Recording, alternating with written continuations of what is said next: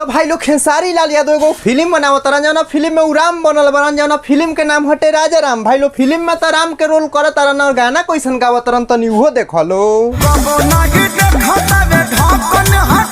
तो भाई लोग लड़की चोली के तरफ इशारा करके कहती है कबो नहीं देखो तबे ढक्कन हटाई के देखो खेसारी भैया अगर तारा ऐसन का गाना गावे के बनू तो जौन फिल्मिया बनावत तारा राजा राम उ फिल्मिया के छोड़ दनो तो तार बहुते बदनामी होखी।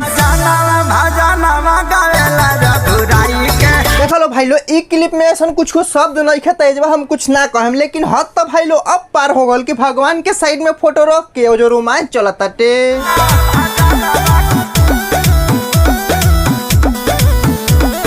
देखो खेसारी भैया अगर तारा रोमांस करे के बाटे तो है भगवान के जोन फोटोआ रखले बारा ओजा भजन गावत रह तो भगवान के फोटोआ साइड कर दो ओकरा बाद रोमांस करो चाहे रात काहेला बनावल बा रात में रोमांस करो। तो देखो लो भाई लो जौन गाना बानू खेसारी लाल यादव के सजाना और भजाना गावेला रघुराई के भाई लो गानों पर चोरी के आरोप लागत आटे। भाई लो तार लोग से बतला दिया आजकल यूट्यूब पर इनकरे चर्चा हो रहा बा कि खेसारी लाल यादव गाना चोरी कर ले बारन। यही से भाई लो हम पावर स्टार पवन सिंह के सपोर्ट करें काहे कि तारा लोग इनके पता हो कि एगो उनकर गाना आयल बाटे जौन की 1 नंबर पर ट्रेंडिंग करत आटे मेहरारू मिलल बिया गाय। भाई लो तारा लोग इनसे बतला दी उनकर गाना हमरा सुने में बड़ा मजा आवेला। अरे यार के फोन आवेला आई खेसारी भैया के। अरे यार कुछ गलत तो ना कह देनी कि डायरेक्ट फोने कह देला। देखो तनी उठा के। हेलो आरा जिला के आदमी की तारीफ करके और आपने मुझे गाली दिया है।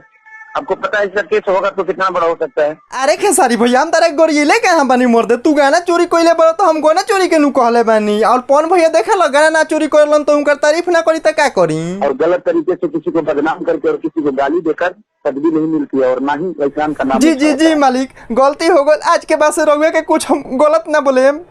हाँ बाप रे बाप फोन कट गल।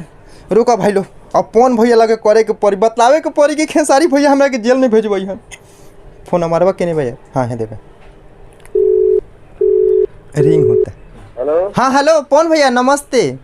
नमस्ते बेटा कैसे हैं आप? अरे हम तो ठीक बानी लेकिन खेसारी भैया हमरा के फोन करके धमकी देता रहन कि तू मतलब अपना जिला के आदमी के छोड़ के तू आरा के जिला के आदमी के सपोर्ट करत रह। बतलाओ पवन भैया तू अच्छा गाना गावेला तो तारा के हम सपोर्ट ना करी तो क्या करी। और अच्छाई का साथ दे रहे हो तो तुम्हारा कोई कुछ उखाड़ नहीं पाएगा। जी भैया आप हमारे साथ है तो हमारा कोई कुछ नहीं उखाड़ पाएगा बस आप हमारे साथ रहिएगा। बस भाई लोग आज के वीडियो हम यही एंड करता नहीं। आई होप कि तारे लोग इनके वीडियो देख के हंसी आयल हुई और इंटरटेन भी हुआ लोग वालो और देखा लो भाई लो ई वीडियो थोड़ा मस्ती मजाक खातिर बनैले नहीं है तो देख के दिल पर मत लिया लो बस देखिए लो और हंस के भुला जी हलो। मिला जी फिर से एगो नया वीडियो में तब तक के लिए बाय बाय।